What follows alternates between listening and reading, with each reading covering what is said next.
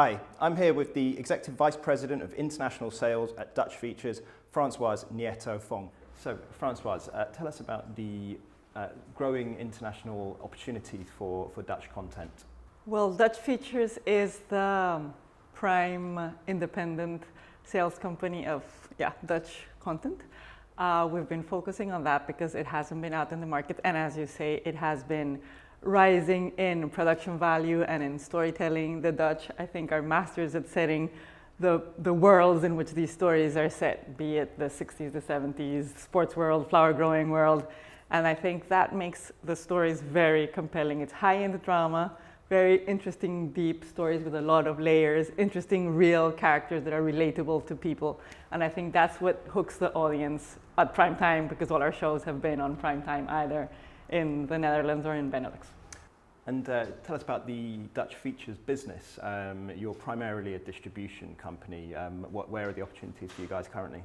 Our distribution, our business is primarily distribution. We are the leading sales agent in the Netherlands.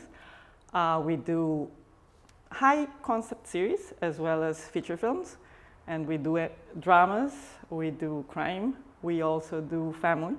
That's like a separate label that we have where we do family series and feature films. What's on the slate at the moment, Francoise?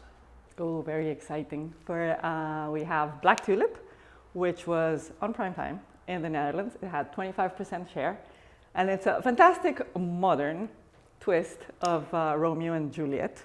It's set in the tulip growing business, and it has a supernatural element that makes it a bit eerie, and it worked very well with the audience. And you've also got a new show called The Fix, which you're currently launching. Well, The Fix is about to launch on prime time in the Netherlands, and it's a very, very current story at the moment, and will be current next year because it's inspired by the match-fixing scandal in soccer.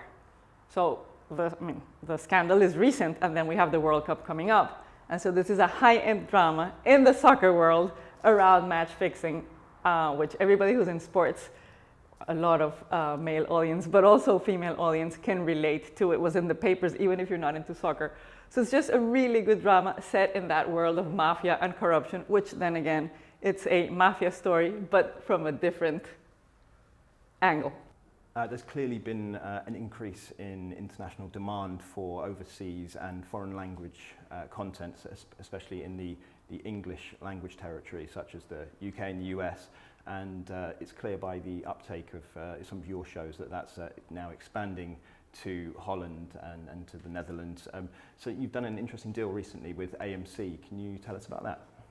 Yes, I think SVOD has opened the windows for foreign drama around the world, and we did a very interesting deal with AMC on our series The Swell, which is a disaster series. We did a multi-territory deal for digital and all English territories, Germany, and then we did a pay TV deal for Iberia, and we're working on Latin America. So it was a very inclusive deal that obviously made us very happy, and I think this will work very well because the characters, it's not so much about the disaster, but about the relationship between the characters and how the characters overcome this natural disaster, in which there have been many recently around the world.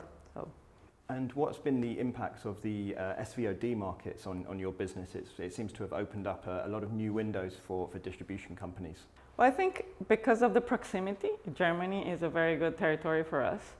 But then we've also been growing around. So now we're working in France, we're working in the UK, we're working in Latin America, which is a little bit further. We've done deals in Korea, in Japan, with Body Collector, which was one of our other miniseries.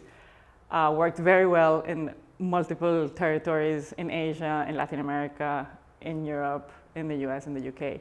And finally, when you look forward to the next 12 months, where do you see the big opportunities for Dutch Features, both in Dutch and Belgian content? I think the big opportunity is in working with producers who are developing better, bigger shows.